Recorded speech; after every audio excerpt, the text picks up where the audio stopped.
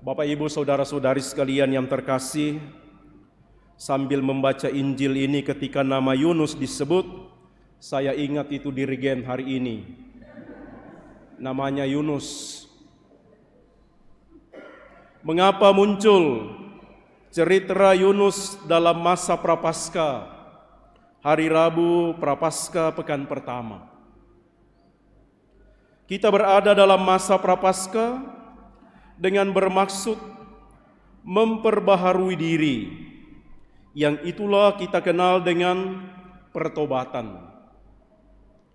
Memperbaharui diri kita supaya semakin menyatu dengan kehendak Allah.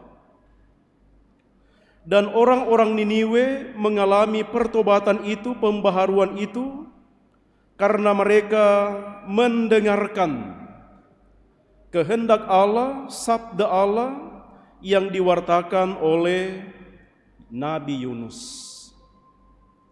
Maka ketika kita mendengar ini, Yesus menyampaikan kepada kita, angkatan ini meminta tanda, tetapi tanda yang diberikan kepada mereka cukuplah tanda Nabi Yunus. Karena ketika orang-orang Niniwe mendengar pemberitaan Yunus, mereka bertobat dan berbalik kepada Allah.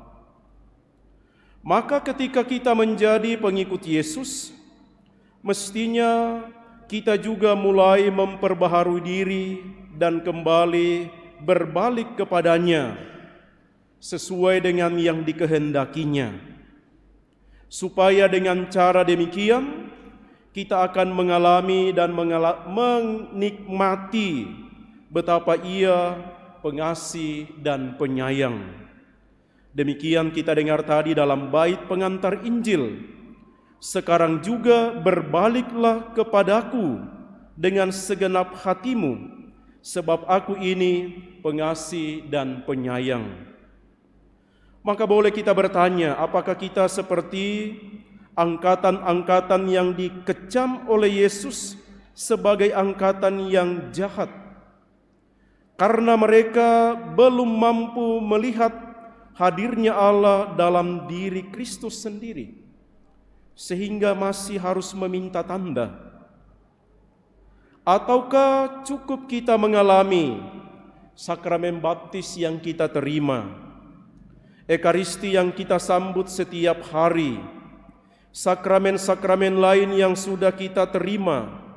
Bukankah itu menjadi tanda bahwa Allah menghendaki dan berbelas kasih kepada kita? Masihkah kita mencari tanda?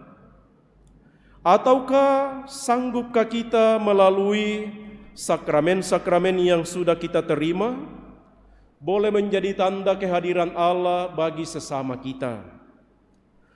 Kehadiran kita mampukah menjadi tanda bagi sesama untuk melihat bahwa benar dalam diri kita ada Allah yang berbelas kasih dan Maha Penyayang? Maka mari kita mohon dalam perayaan Ekaristi ini, semoga kehadiran kita menjadi tanda kehadiran Allah yang Maha Pengasih dan Penyayang bagi sesama dan saudara-saudari. Jangan sampai kehadiran kita justru menjadi kehadiran yang membuat sesama kita tidak mengalami belas kasih dan kerahiman Allah. Mari berdoa bersama dengan Santo Yosef, teladan dan pelindung kita. Semoga kita sungguh menghadirkan Allah yang berbelas kasih dalam seluruh kehidupan kita.